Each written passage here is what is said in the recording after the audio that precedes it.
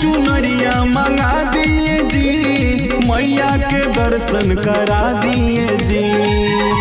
बीचे पंडाल के रहिया भुला गईली ए दरोगा जी खोजी धनिया हमर हेरा गईली। ए दरोगा जी खोजी धनिया हमर हेरा गईली।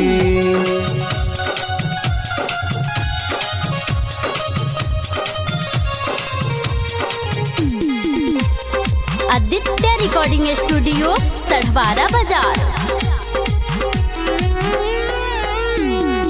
नीली नीली अखिया कैसे घुंघराला बाहो, गर्दन सुराही जे में मोतिया के माला बाहो, गर्दन सुराही जे में मोतिया के माला बाहो। नीली नीली अखिया कैसे घुंघराला बाहो, गर्दन सुराही जे में मोतिया के माला बाहो।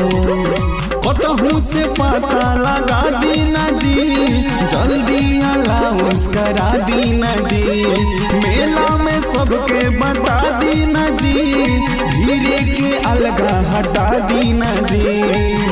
कावना डगरिया के बीचे घेरा गईली ए दरोगा जी खोजी धनिया हमर हेरा गईली। ए दरोगा जी खोजी धनिया हमर हेरा गईली।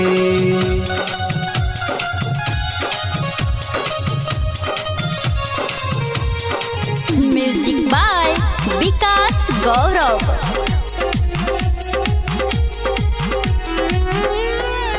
जिद जबरदस्ती कके पहिला बेर लाइल बानी, नया नहर बारी एही से डेराइल बानी, नया नहर बारी एही से डेराइल बानी।